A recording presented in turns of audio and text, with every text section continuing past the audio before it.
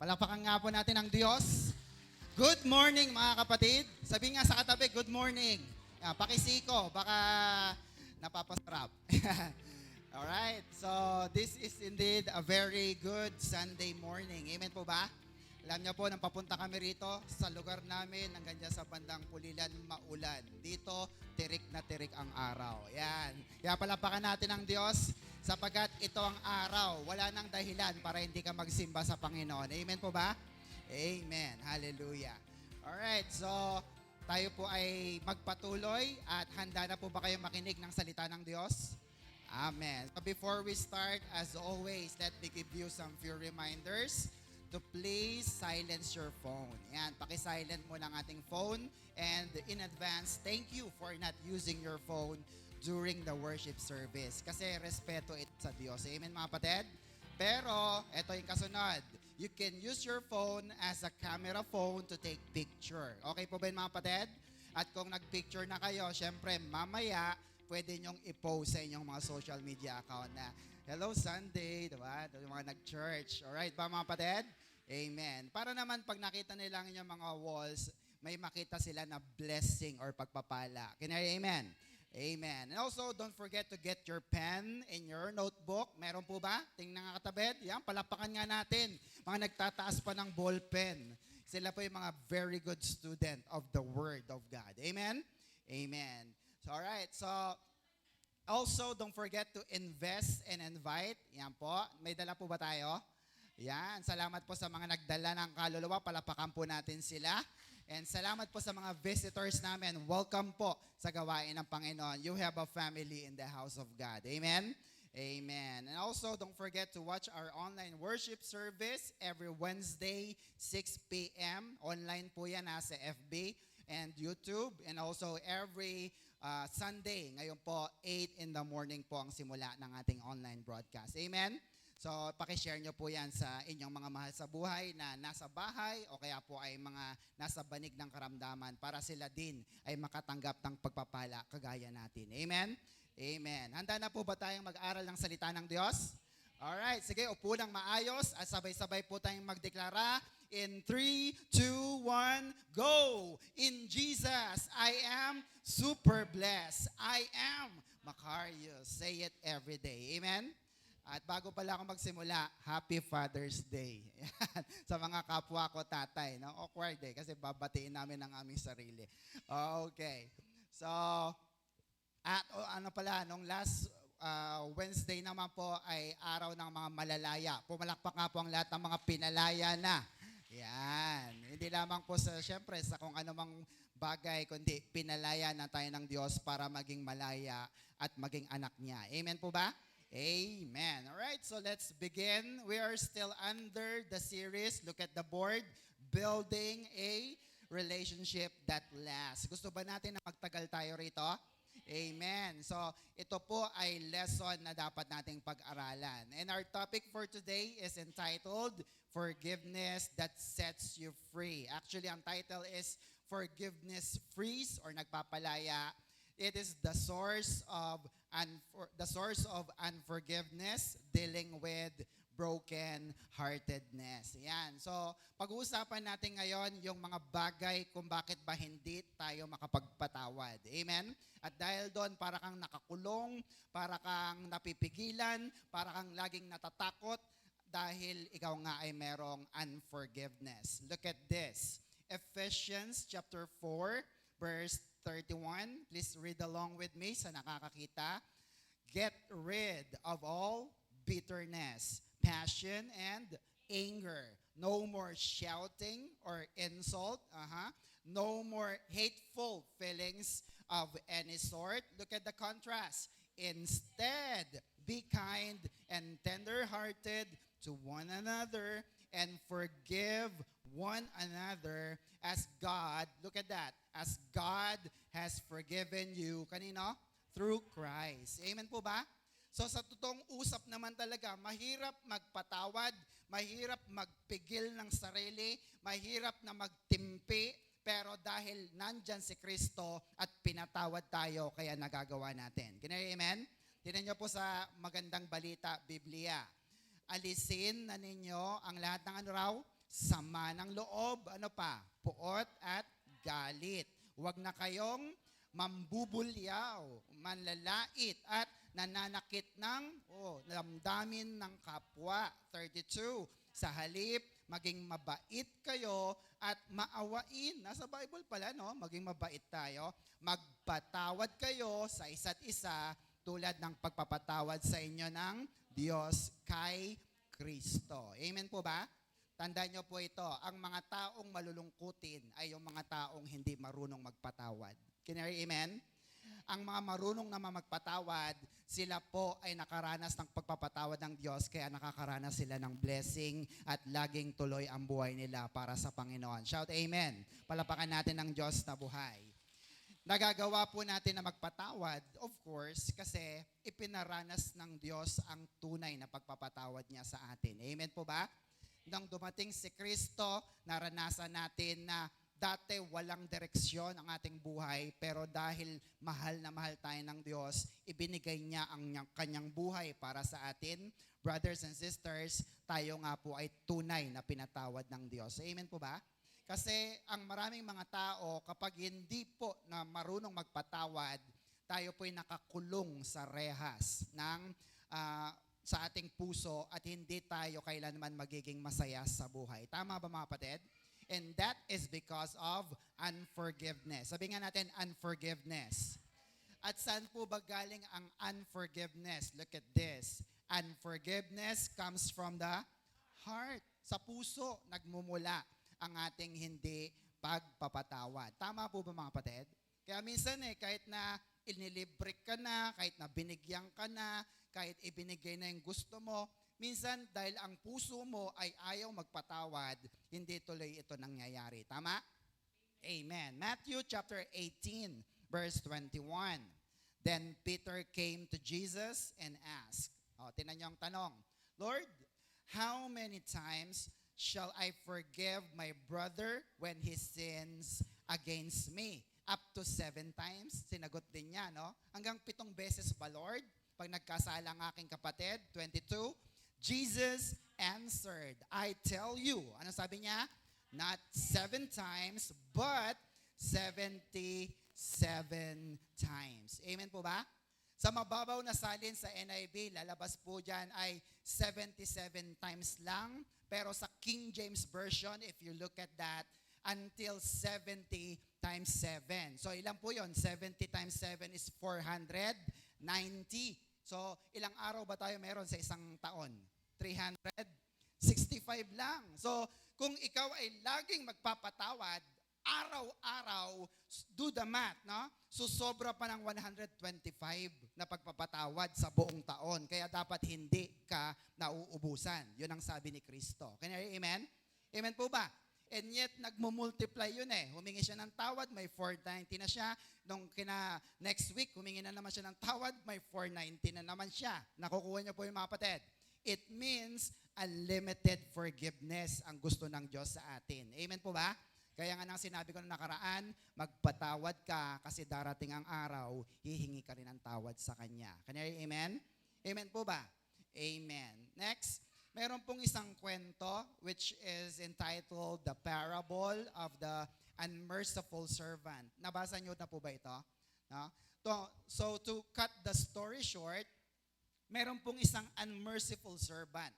Hindi po niya kayang magpatawad. Pero mayroon siyang napakalaking utang sa hari. Pinatawag siya ng hari at ang sabi niya, Hari, hindi ko kayang magbayad. Humingi siya ng tawad sa hari at anong ginawa ng hari? Siya ba'y pinatawad o hindi? Pinatawad siya.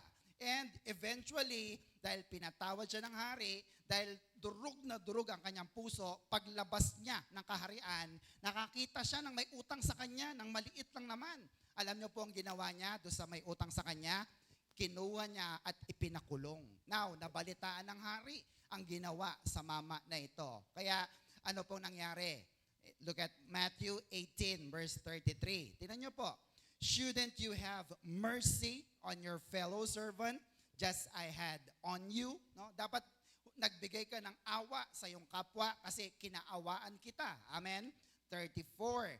In anger, his master turned him over to the jailers, to be tortured until he should pay back all he owed. 35, this is how my heavenly Father will treat each of you unless you forgive your brothers. Kanino daw? From your heart.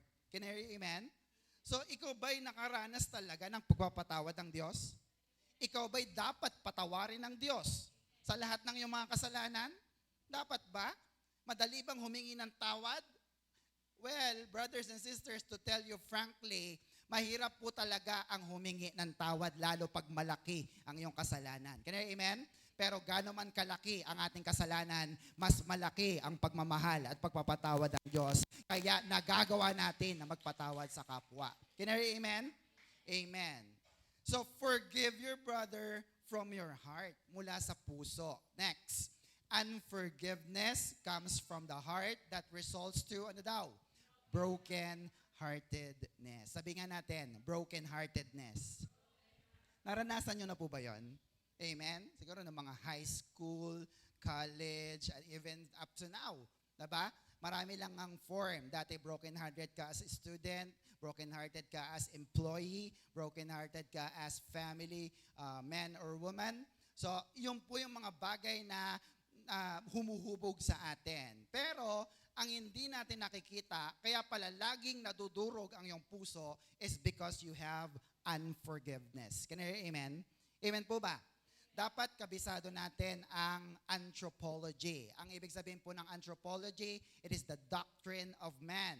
Ang psychologists po, ang alam nila, dalawa lang ang composition ng tao. It is the body and the soul. Pero pag tayong mga Christian, tatlo po. What is that? Our spirit, our soul, and our body. Amen po ba? So mahalaga pong maintindihan nyo na hindi lang katawan at kaluluwa meron tayo, mayroon kang spirito. Sapagkat dyan nangungusap ang Diyos natin. Can I hear amen? Ano pong na-born again sa atin? Spirit, soul, or body? Very good. Dahil taga rito ka sa OCW Pampanga, alam mo na ang born again is not a religion. It is the relationship with God. Amen? Ikaw ay na-born again, ipinanganak muli ng Diyos sa iyong spirit. Now, nasaan po ang ating puso? Yung literal na puso. It is in the body. Amen po ba mga kapatid? E nasaan naman ang broken heart? Amen po ba? It is in the, ano lang natira? Spirit, body, may natitira pa. In your soul or kaluluwa. At tingnan nyo po, ang kaluluwa, ito po ay may tatlong bahagi din. Ano yon? It is the mind, the will, and the emotion. Sabi mo nga, emotion. Amen po ba mga kapatid? Dahil dito po nakalagay ang brokenheartedness in our emotion. Look at that. Next, take note. Unforgiveness is what? An emotion. It is in the soul part. It is negative one. Kaya nga po, pag ang iyong kaluluwa ay broken, broken na rin ang iyong emotion. So you have unforgiveness. Can I hear amen? At alam natin na ang puso po, walang kayang gamot na pwedeng gumamot dito. Tama po ba mga kapatid? Amen po ba? Amen. So ang puso natin ay mapandaya, it is damaged, kaya dapat ipagamot. So what is brokenheartedness? Let's define this first para mas maging malinaw. Tingnan nyo po, sabi ng Oxford Dictionary, it is overwhelmed by grief or disappointment. So kapag nakakaramdam ka pala ng broken-hearted, ibig sabihin po nito ay na-overwhelm ka. Masyadong matindi ang iyong nararamdaman na sakit or disappointment. Can I hear amen? Amen po ba mga kapatid? Naramdaman nyo na po ba ito? Yung mayroon kang inaasahan, ano ba naman yan? And then, eventually, you have broken-hearted. Can I hear amen? So ito ay damage. Sabi nga natin, damage. At dahil damage po ang ating puso, anuman ang pumasok sa puso natin will turn out to be damage as well. Can I hear amen? Sabi po ni Rizal, o pag-ibig, pag pumasok sa puso ni Numan, ano daw ang gagawin niya? Hahamakin ang lahat, masunod ka lamang. Tama ba? Well, ito'y pangangatwiran ng hindi Kristiyano. Can I hear amen? Amen po ba mga kapatid? Bagaman ito'y minsan ginagawa natin, pero dapat maging matalino tayo sapagkat ang puso natin ay mapandaya. Tama po ba? Let me give you a verse. Jeremiah 17 verse 9. Look at this, Tagalog. Sino ang makakaunawa sa puso ng tao? Meron po ba? Ang sabi, ito ay mandaraya at walang katulad. Walang lunas ang kanyang kabulukan. Tingnan niyo po yan. So ang puso natin by nature ay deceitful. Sabi nga natin, deceitful. Mapandaya. Pag sinabi niya na ganito, hindi totoo yun. Kasi dinadaya ka lang niya. Now, dahil ito'y mandaraya, ito po ay cancer na. Imagine niyo po yun. May kakilala po ba kayo na may cancer? Di ba minsan, kadalasan ang cancer na ito ay incurable. Walang nakakagamot dito. Kaya anong gagawin mo na lang? Just deal with it hanggang sa mamatay, hanggang sa mawala na. Can you hear amen? Amen po ba? Pero ang broken-hearted na ito ay pasama ng pasama, kaya dapat ipagamot natin. Can you hear amen? Now, meron pong solusyon. Para makaiwas sa broken-hearted, ano ang dapat bantayan natin? Spirit, soul, or body? Ano naman ngayon? The soul. Sabihin natin soul. Bakit? Sapagkat sa kaluluwa natin, nandun yung tatlong bahagi. Ano ulit yun? The mind, the emotion, and the will. Yung kagustuhan. No? Bantayan mo yon. Ang mind ng tao is the main faculty of the soul. Pastor, ano yung ibig sabihin ng main faculty? From the word itself, faculty. Sabi nga natin, faculty. Ano bang meron sa faculty? Mga teacher. Siya ang nagtuturo sa iyong kaisipan, siya ang nagtuturo sa iyong damdamin. Amen po ba mga kapatid? Kaya kung anong iisipin mo, yun ang mararamdaman mo. Kung anong iisipin mo, yun ang gagawin mo. Do you get that mga kapatid? Amen po ba? Kaya kung ang iisipin mo ay puro galit, kaya ang nararamdaman mo, broken-hearted ka nga. At itong puso na ito ay mapandaya. Shout amen. Palapakan natin ang Diyos. So, ano man ang ating isipin, apektado ang ating emotion at ang ating ginagawa. Tama mga kapatid? Amen. Kaya, dahil pinatawad ka ng Diyos, totoo bang pinatawad ka ng Diyos? Dapat ikaw rin ay magpatawad. Amen po ba? Amen. So, ano bang yung paniniwala when it comes to biblical forgiveness? What's on your mind? Ano pong sagot natin dyan? Sabi diyan, biblical forgiveness, the forgiveness that comes from God through Christ. Ephesians 4:32. God's forgiveness is not based on our works. Napakalinaw. No? Noong nakaraan, tinuro ko na rin. Ang pagpapatawad ng Diyos, hindi yan base sa iyong ginawa. Nagbigay ako, naglingkod ako, nag-alay ako, Lord, patawarin mo na ako. No. Forgiveness of God is not based on our work. Can I hear amen? Amen po ba?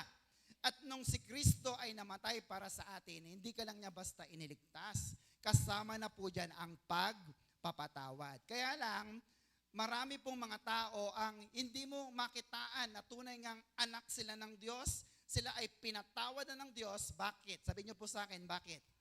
Hindi sila marunong magpatawad. Now, sabihin mo na, yun ba'y tunay na Kristiyano? Well, brothers and sisters, may naituro ko sa inyo dati na ang mga anak ng Diyos ay mga born again. Tama mga kapatid? Baby Christian. At ang baby, madalas siyang magkamali pa. Tama ba mga kapatid? Until you came to maturity and perfection. Kaya habang nandito ka sa church, habang lumalago ka sa Panginoon, nagagawa mo na rin na magpatawad ng iyong kapwa. Shout amen. Palapakan natin ang Diyos na buhay. Kaya nga po ang team natin, di ba? Be mature. Tama po mga kapatid? Yung mga hindi mo nagagawa dati, kaya mo nang gawin dahil malago ka na sa Panginoon. Amen mga kapatid? Amen. Now, tatanungin ko po kayo. Naintindihan niyo po ba na hindi tayo karapat-dapat na patawarin ng Diyos? Naintindihan niyo po ba yon? Actually, hindi nga tayo mga Hudyo. Ang Hudyo ay mga bayang pinili. No matter what they do, pinili sila ng Diyos. Can you hear amen? We belong to the Gentile people. Mga tao na hindi kilala ang tunay na Diyos na buhay. And yet, tumingin ang Diyos sa mga hintil kagaya natin. Amen po mga kapatid. Ang tingin sa atin ng Diyos ay basahan. Ang tingin ng Diyos sa atin ay maliliit na mga tipaklong o insekto. And yet, hindi man tayo kay ibig-ibig, minahal pa rin tayo ng Diyos. Palapakan naman natin ang Diyos na ating pinaglilingkuran. Now, dahil nga pinatawad ka ng Diyos, ang dapat din natin gawin ay magpatawad ng ating kapwa. Can you hear amen? Amen po ba mga kapatid? Malalaman mo na tunay na ang pananampalataya ng isang tao kapag marunong na siyang magpatawad. Tama ba mga kapatid? Ikaw ba'y meron pang kinikimkim hanggang ngayon? Hinihintay mo pa bang Pasko? Tagal pa.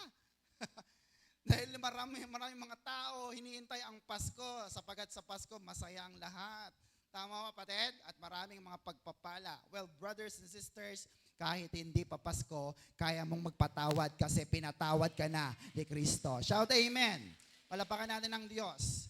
Next, look at this. We have been given grace and we should give grace to others in return. Do you believe that, mga kapatid?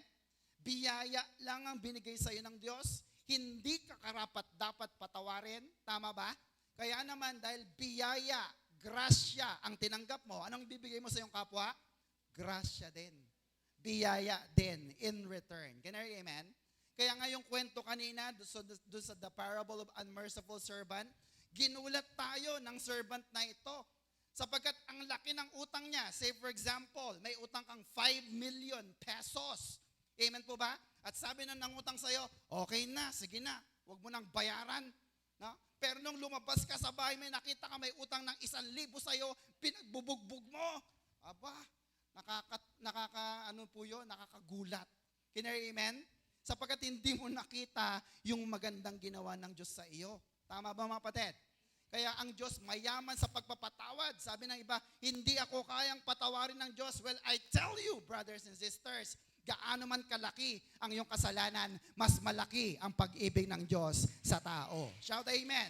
Palapakan natin ang Diyos na buhay. Are you with me mga kapatid? Amen. Now, ang 1 million question ay, ano ang lunas sa broken-hearted? Yan. Gusto niyo po bang malaman? Amen. Next po. What is the cure, everybody? Forgiveness is the cure for broken-hearted. Can I hear amen? Amen po ba mga kapatid? Hindi ito madadaan sa gamot-gamot lang. Hindi ito madadaan sa tapal-tapal lang. Amen po ba? Kahit i-therapy mo pa yan, hindi yan uubra. Are you with me mga kapatid? Dapat itong gamutin at hindi mo ito mabibili sa butika, wala ito sa hardware. Sino po ang source ng forgiveness? Psalms 147 verse 3. Everybody, He heals the broken-hearted and binds up their wounds. Amen po ba? Naintindihan niyo po ba mga kapatid? You need to understand. Ikaw ba pang may sugat at pinagamot mo, tinapalan, ginamot, nilinis, magaling na agad? Hindi pa.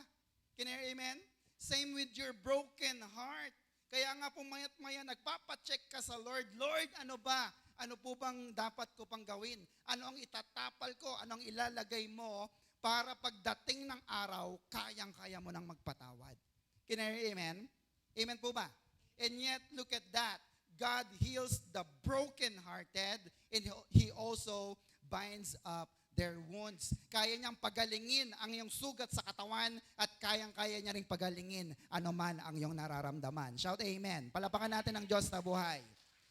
Are you with me mga kapatid? Kaya hindi yung kung saan-saan tayo pumupunta.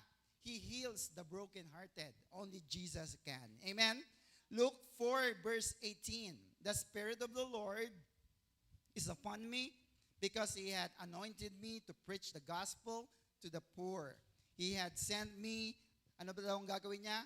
To heal the brokenhearted, to preach deliverance to the captives and recovering of sight to the blind, to set at liberty them that are bruised. 19, to preach the acceptable year of the Lord. No? Ano po yung acceptable year of the Lord? It is the proclaiming of the perfect liberty to the bond. Ito po yung pagpapalaya sa lahat ng mga nakatali sa lahat ng mga nakakulong. Can I hear amen? Sa lahat ng mga malulungkot. Kayo po ba'y nagiging malulungkutin? Kayo ay kayang palayain ng Panginoon. At kailan ito dumating? Ito'y dumating nang si Kristo ay mamatay para sa ating mga kasalanan. Shout amen. Palapakan natin ang Diyos na buhay. Pinalaya ka na sa alipin ng bisyo. Amen mga kapatid? Pinalaya ka na sa kahirapan. Amen? At pinalaya ka na ng Diyos maging sa kamatayan. Amen mga kapatid? Luke 4 verse 21. Look at this.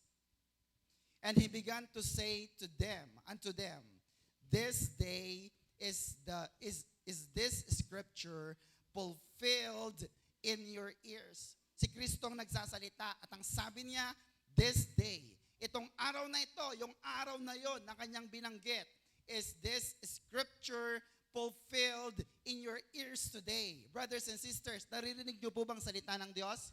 Ito na rin ang araw na yon para pagalingin ng Diyos ang lahat ng ating mga sugatan na puso. Can I hear amen? The effectivity of the scripture is the moment you hear and believe the scripture. Can I hear amen? Parang gamot lang yan. Kahit tambakan ka ng gamot, kung tinititigan mo lang lahat, hindi mo iniinom, walang mangyayari sa iyo. Can I hear amen? But if you listen to the word, gaya ng sinabi kanina sa Psalms 147, di ba? Na pinagaling na ang broken heart mo, maging ang iyong mga sugat, brothers and sisters. If you believe that and you accepted that in your heart, ikaw nga ay tunay na magaling na kay Kristo. Shout amen. Palapakan natin ng Diyos na buhay. Now, the question is, do you believe the word of God?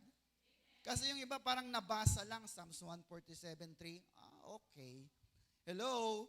Pero sa mga naniniwala at kailangan ng pagpapatawad, brothers and sisters, ikaw nga ay tunay na malaya na. Palapakan natin ang Diyos na buhay. Why? Bakit po? Next, sabi dyan, Jesus came to heal the broken-hearted. Do you believe that? Naniniwala po ba kayo dumating si Kristo? Amen. Hindi mo man siya nakita ng mukhaan, hindi mo man siya nakasama o nakausap, but Jesus came. And what is the purpose? To heal, to heal, to heal, para gamutin ang mga sugatan, ang puso. Now, tatanungin ko kayo, tingin po kayo sa akin, are you broken-hearted? Ikaw ba'y nakaranas na ng sakit sa puso? Amen po mga kapatid? Hindi lang yung binasted ka o kaya nasasaktan ka. Yung nararamdaman mo sa iyong sarili na kahit marami ka ng mga achievements, parang may kulang pa rin. Tama mga kapatid? The emotion is not right, Lord. May kulang. And we also call that broken-heartedness. Look at this. Psalms 34 verse 18. Look at this. The Lord, sino yan? Jesus is close to the broken-hearted and save those who are crushed in spirit. No? Ito yung mga durog ang spirito, hindi pa naboborn again. Hello? Hindi pa nakakakilala kay Lord.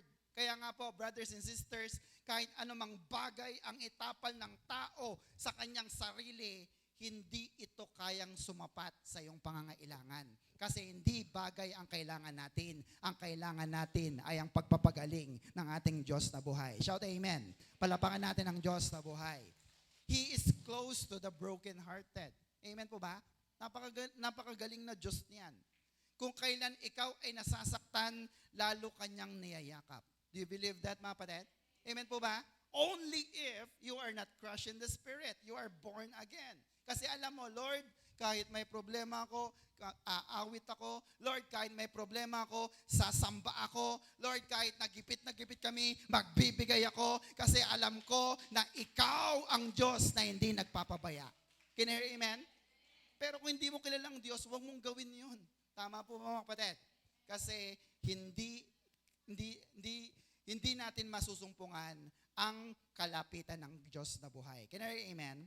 Amen. At sabi ng iba, Pastor, sigurado ka ba na si Jesus ang tinutukoy sa verse na yan? Well, let me show you some references. Colossians chapter 2 verse 17. Kasi Psalms is Old Testament, noon pa yan. Look at the New Testament, Colossians 2:17. These are, a shadow of the things that were to come. The reality, however, is what? Found in Christ. Amen po ba mga kapatid? Ano ang totoo? Yung anino o yung mismong tao? Tama ba? Sinong yayakapin mo? Yung anino o yung tao? Yung tao, definitely, kasi yung anino, hindi mo naman kaya. Tama ba?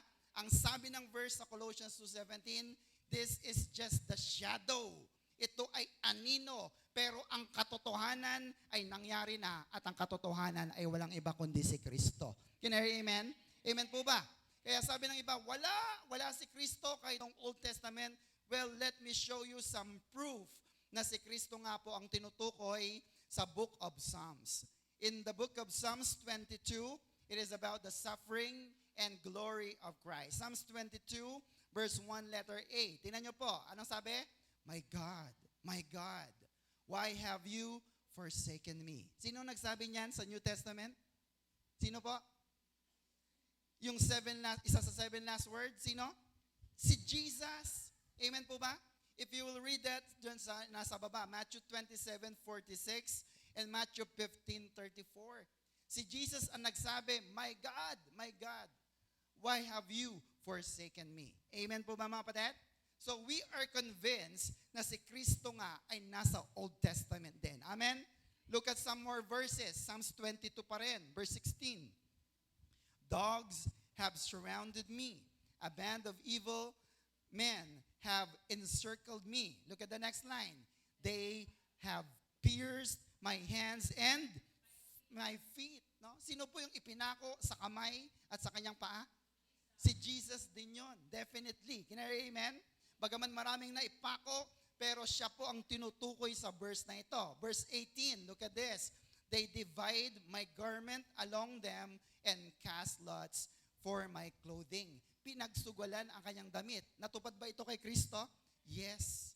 Ibig sabihin lamang po, si Kristo ay nasa Book of Psalms at ano man ang tukuyin na Lord in the Old Testament ay siya pa ring Diyos na nasa New Testament. Sapagkat ang Diyos natin na si Kristo ay Panginoon noon, ngayon at magpakailanman. Shout amen.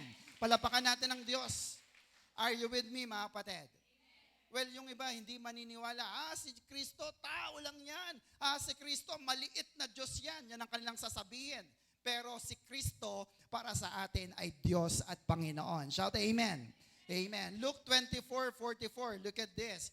He said to them, this is what I told you while I was still with you. Everything must be fulfilled that is written about me.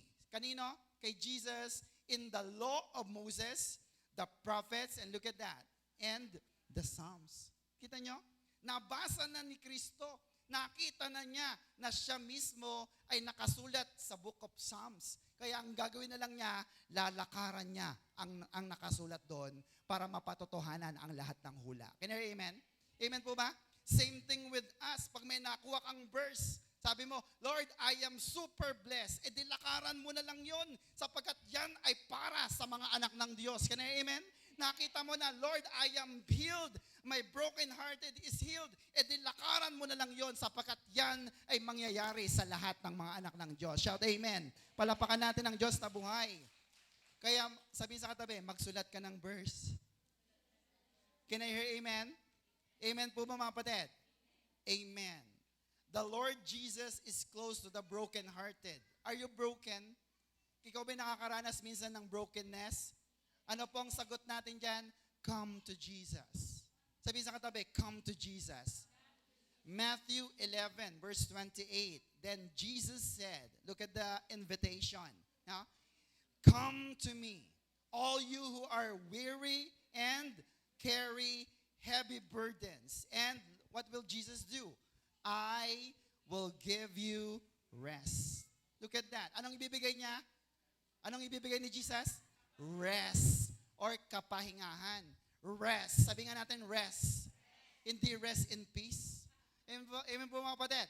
Kasi sabi nila, pag sumunod ako kay Kristo, wala na. Mamamatay ako. Hindi. Ang ibibigay ni Kristo sa iyo ay kapahingahan. Can you hear amen? Amen po ba mga kapatid? Verse 29. Take my yoke upon you, let me teach you, because I am humble and gentle and you will find rest. Kanino? For your souls. Nasaan ulit ang unforgiveness? In the soul. Amen po ba? Kaya lahat ng lumalapit kay Kristo, lahat ng nakakasumpong kay Kristo, nagkakaroon ng kapahingahan, nagkakaroon ng kapayapaan sa kanilang mga kaluluwa. Kaya nakakapagpatawad sila. Kaya amen. Palapakan natin ang Diyos na buhay. So all you have to do is come to Jesus. Sabihin nila sa katabi, come to Jesus. Amen po ba mga kapatid? Ang ating puso ay pagod na. At ito pa yung mahiyahan tulad sa isang basag na palayok. Nakakita na kayo ng basag na palayok? Amen? Anumang bagay na ilagay mo sa basag na palayok ay walang magandang mangyayari. Tama po mga kapatid? Ang puso mo ay basag na basag at anuman ang ilagay mo diyan, pag hindi ginamot ni Jesus, ito po ay matatapon lang. Amen? Kaya pansinin mo, nagpatawad ka ngayon, gumawa siya ng kasalanan, hindi mo na naman mapatawad. Lord, may problema ba? Mayroon. Basag ang banga. Amen? Amen po ba mga kapatid? Kaya anong gagawin mo sa basag na banga na yan? Ipagamot mo, ipadurog mo para buuin ulit ng manlililok. Tama ba? Manlililok. Tama mga kapatid? Yung potter, yung gumagawa ng pot. Isaiah 64 verse 6 to 9. Sino ba yung manlililok na yon? All of us had become like one who is unclean, marumi. All of us, all our righteous acts are like filthy rags, maruming basahan. We all shrivel, dry up like a leaf, and like the wind, our sins sweep us away. 7, no one calls on your name or strive to lay hold on you, for you have hidden your face from us and made us waste away. Bakit? Because of our sins. No? Ano ba yung kasalanan na tinutukoy? The unforgiveness. Kaya yung mukha ng Diyos nakatago sa atin kasi hindi tayo marunong magpatawad. Can I hear amen? Amen po ba mga kapatid? And look at verse 8. Yet, O Lord, next, you are our Father. Anong gagawin? We are the clay, you are the potter. Sino ang palayok? Tayo? Sino ang gumagawa ng palayok? The potter? Si Lord. We are all the work of your hand. 9, do not be angry beyond measure, O Lord. Do not remember our sins forever. Oh, look upon us, we pray, for we are all your people. And that is a very good prayer. Can I hear amen? Lord, huwag mo kaming kagalitan. Lord, huwag mo kaming kamuhian sa aming mga kasalanan. Amen po ba? Ikaw ang lumikha sa amin. Dahil nadurog ang aming puso, Diyos, ikaw din ang may kakayanan na gumumot ng aming mga basag na puso. Can I hear amen? Amen po ba mga kapatid? Brothers and sisters, ang Diyos lamang ang kayang magbigay ng bagong puso sa lahat ng mga basag ang puso. Can I hear amen? Palapakan natin ang Diyos na buhay. Are you with me, mga kapatid? We don't have the capability in ourselves to forgive others, but God can empower us to forgive those who have hurt us. Amen po ba? Minsan nasasaktan ka, minsan hindi mo kaya yung sakit, pero dahil nandyan ang banal na spirito, pinapalakas ka ng Diyos. Can I hear amen? Amen po ba?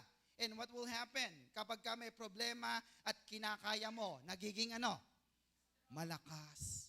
Nagiging mature sa pananampalataya. David said in Psalms 51 verse 10, anong kanyang panalangin? Create in me a clean heart, O God. Renew a right spirit within me. Amen po ba? Amen po ba? Yung bigyan ka ng puso na inayos ng Diyos, maganda rin po yun. Pero si David, maganda ang kanyang hiling. Ang sabi niya, Lord, create in me. Lumikha ka ng panibagong puso para sa akin, O Diyos. Can I hear amen? Amen po ba mga kapatid? And let me tell you once again, Kahit na wasakin ng demonyo ang iyong puso, kayang-kayang palitan ng Diyos ng maganda at malinis na puso. All you have to do is come to the presence of the Lord. Shout amen. Palapakan natin ang Diyos. Are you with me, mga kapatid?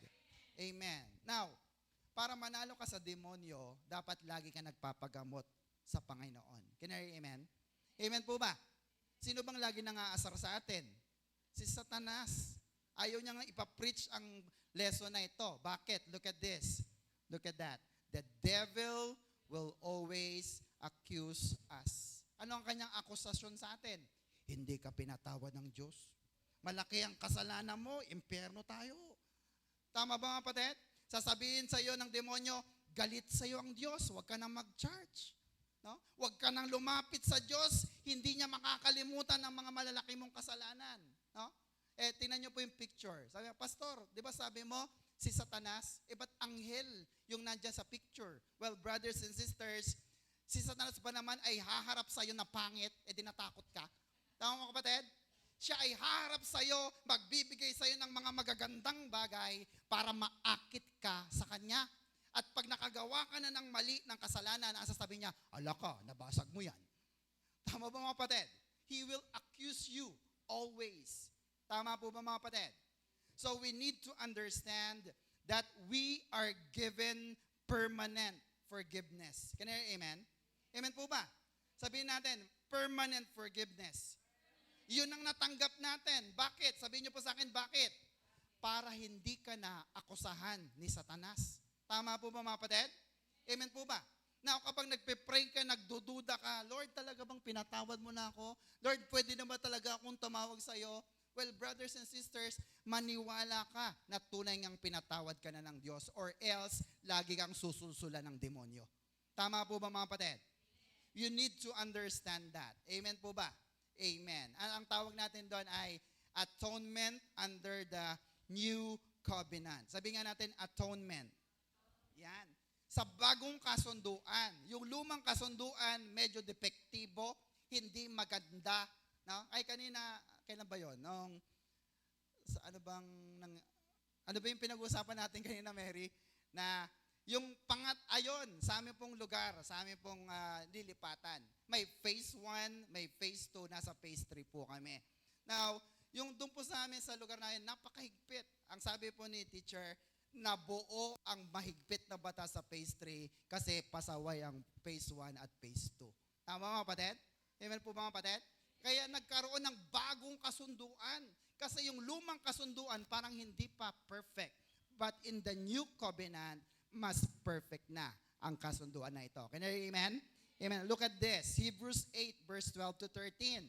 And I will forgive their wrongdoings and I will never again remember their sins. Wow, ang gandang kasunduan nito. Patatawarin at hindi na kailanman alalahanin. Kakalimutan na ng Diyos ang utang mo. Kakalimutan na ng Diyos ang lahat ng kasalanan mo. Can I hear amen? At ang tawag natin dyan ay grace or biyaya.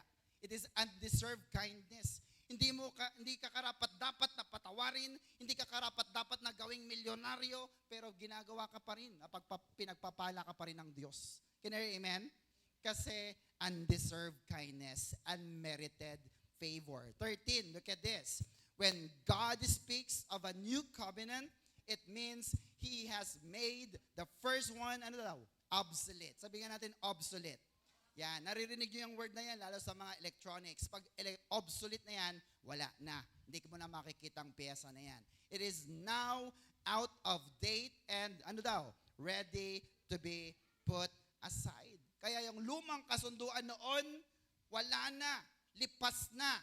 Amen po ba? Kaya malaya na tayo sa tali ng batas. Ang batas na pinaiiral ngayon ay mahalin mo ang Diyos, mahalin mo ang iyong kapwa, at kapag nasunod mo ang dalawa na ito, nasunod mo na ang lahat ng utos ng Diyos. Shout amen. Palapakan natin ang Diyos na buhay. So, next, we need to understand that in the new covenant, ano po yun? We are what? Forgiven permanently. Ano ngayon? So, Satan cannot accuse us anymore. Amen po mga kapatid? Intindihin mo yan.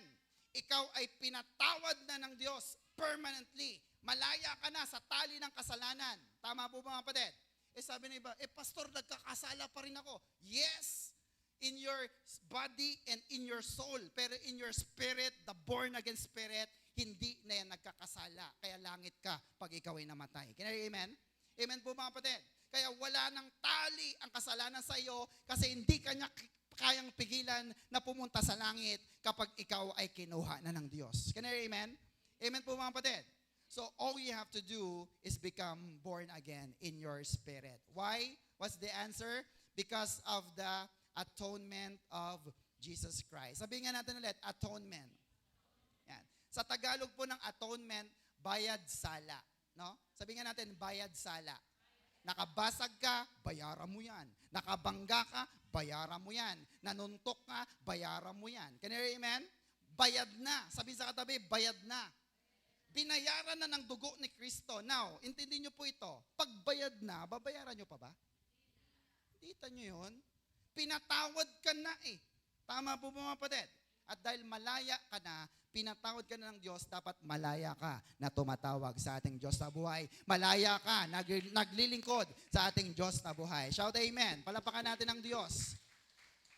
Sabi po diyan, pakibasa sa nakakita, the atonement is the sacrifice Jesus Christ made to help us what? Overcome sin, adversity, and death on the cross at Calvary. He paid the price for our sins with His blood, took upon Himself death, and was resurrected. Look at the next line. The atonement is the supreme expression of the love of Heavenly Father and Jesus Christ. Amen po mga kapatid? Biruin mo, may utang ka, may ibang nagbayad. Masaya ba yun?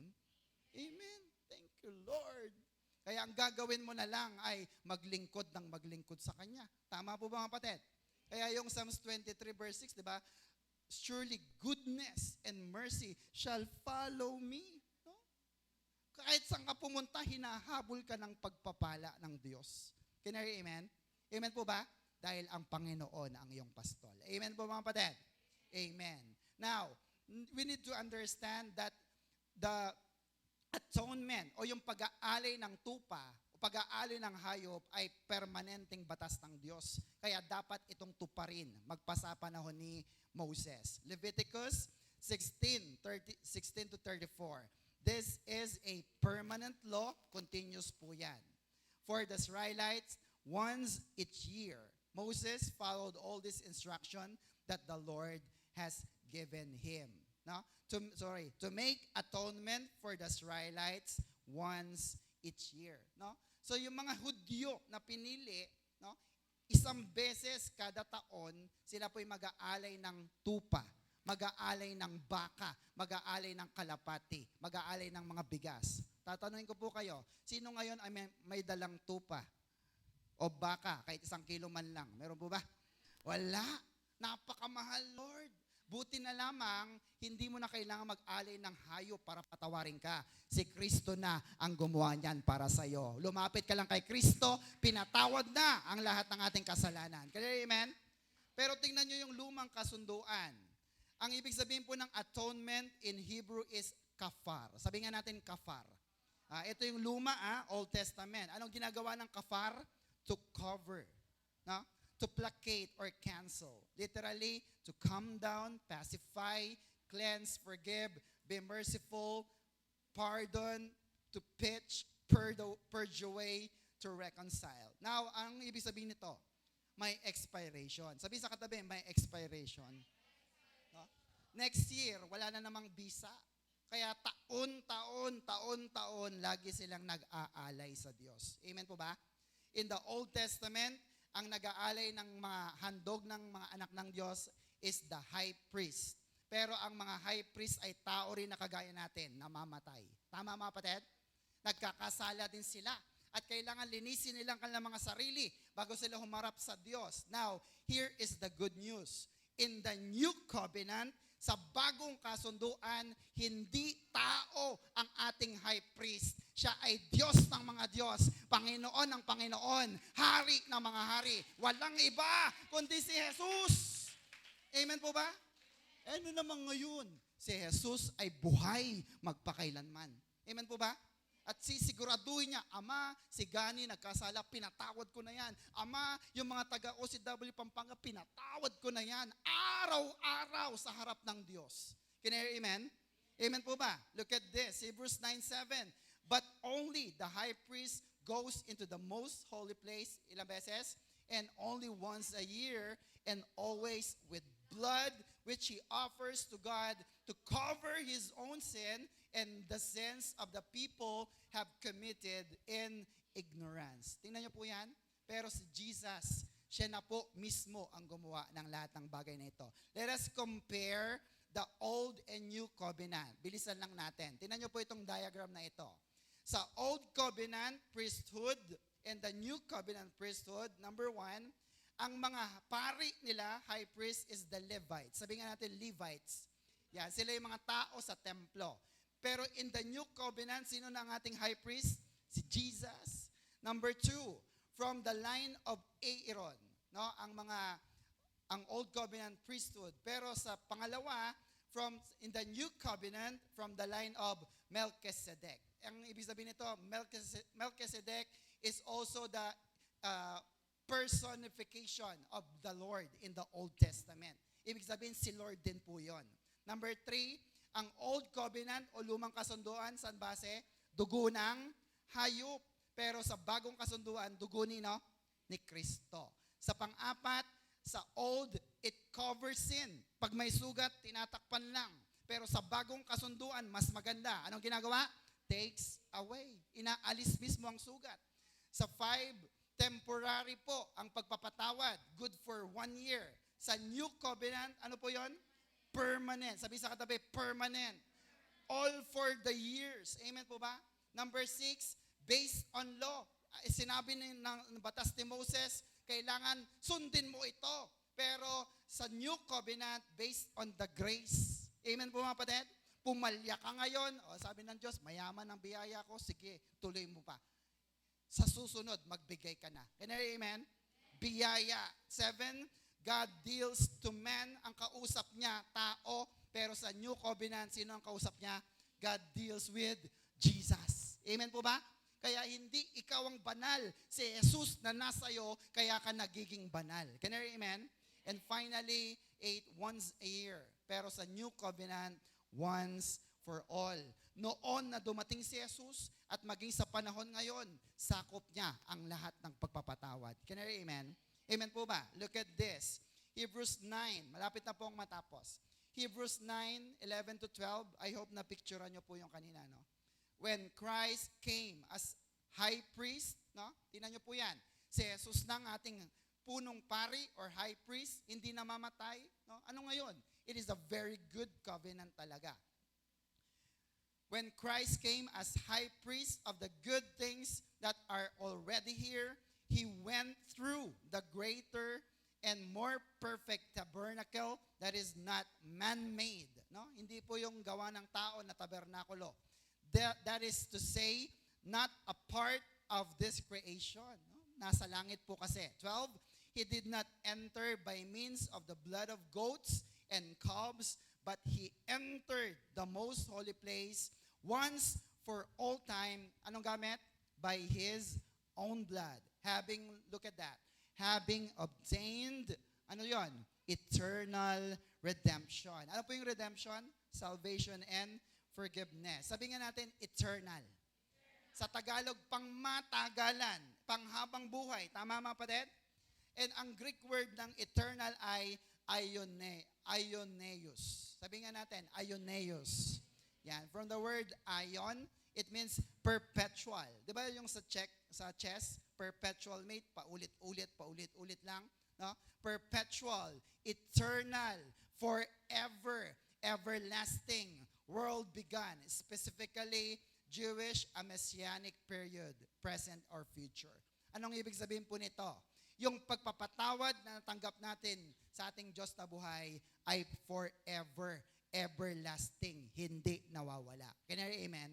Amen po mga kapatid? Amen. So look at this. Next, those who are saved, everybody, malapit na po tayong matapos. those who are saved by the blood of Jesus are forgiven in their sins. Look at that.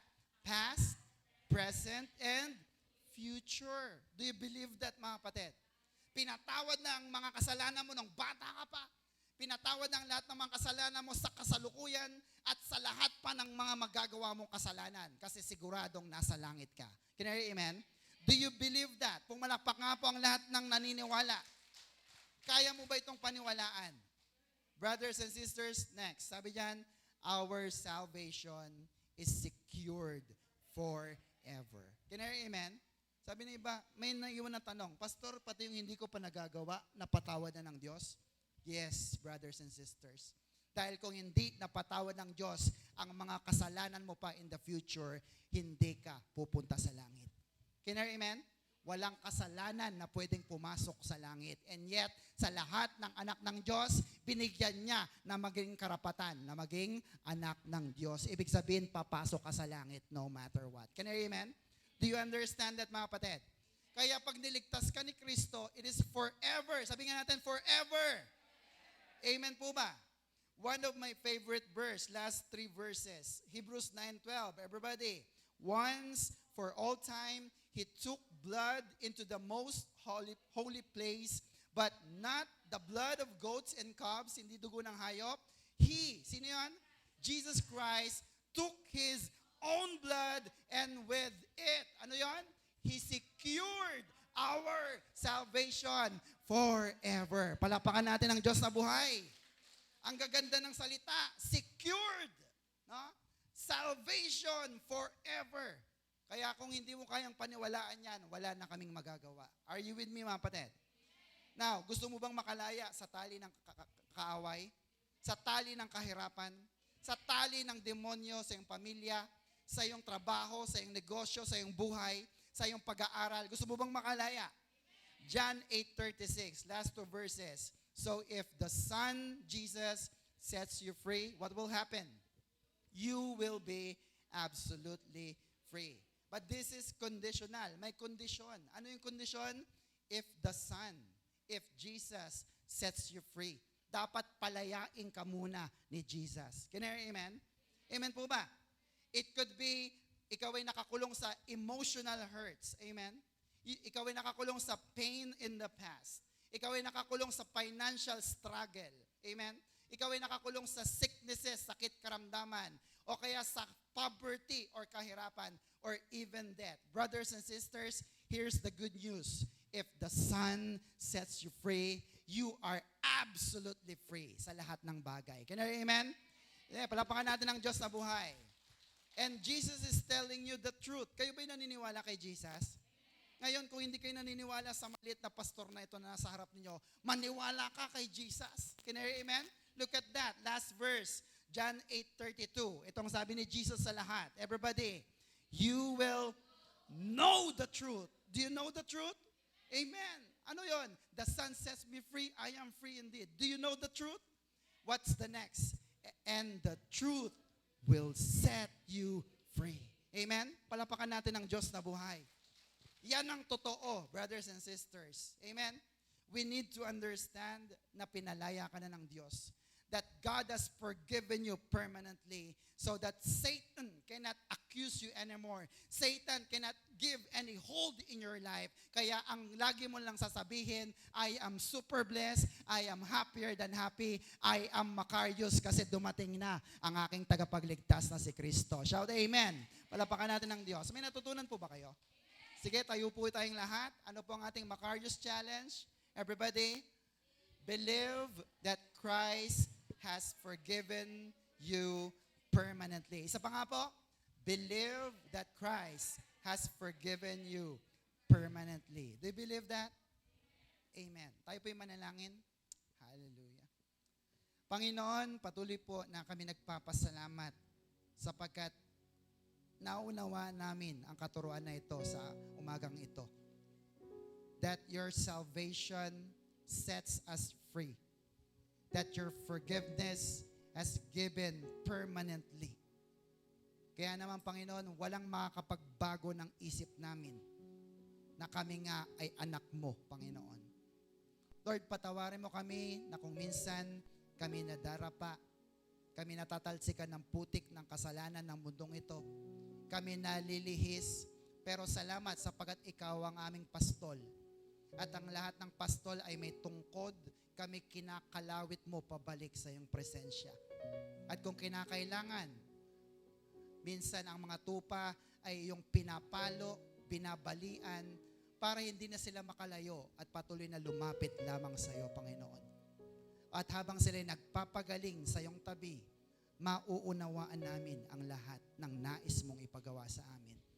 Lord, thank you for you heal our brokenheartedness, Lord. Panginoon, mga bagay na umaalipin sa amin, mga bagay na laging ikinakapagod ng aming kaisipan, ng aming puso. Panginoon, salamat sapagkat ang araw na ito pala, kami ay pinalaya mo na sa lahat ng bagay na ito.